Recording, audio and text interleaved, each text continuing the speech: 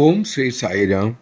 1981 ഭഗവാന്റെ ഭക്തനായൊരു വിദ്യാർത്ഥി ചെന്നൈയിൽ പഠിക്കുന്നു. ഒരിക്കൽ അയാൾ റെയിൽവേ ട്രാക്ക് മുറിച്ചു കിടക്കുമ്പോൾ ഇലക്ട്രിക് ട്രെയിൻ ശബ്ദമില്ലാതെ വേഗതയിൽ വരുന്നത് അറിഞ്ഞില്ല.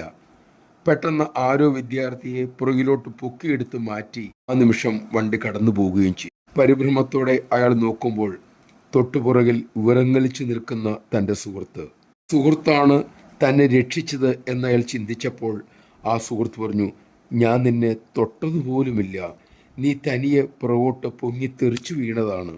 തക്ക സമയത്ത് തന്നെ കാത്ത ഭഗവാനോട് അയാൾ മനസ്സാ നന്ദി പറഞ്ഞു. പിന്നീട് ദർശനത്തിന് പർത്തിയിലെത്തി. ദർശനത്തിരിക്കുന്ന വിദ്യാർത്ഥിയോട് ഭഗവാൻ പറഞ്ഞു, റെയിൽവേ ട്രാക്ക് മുറിച്ചു കിടക്കുമ്പോൾ വളരെ ശ്രദ്ധിക്കണം. ഇലക്ട്രിക് ട്രെയിൻ നിശബ്ദമായി വളരെ വേഗത്തിൽ പാഞ്ഞു പോവും. ജയ് സായിറാം.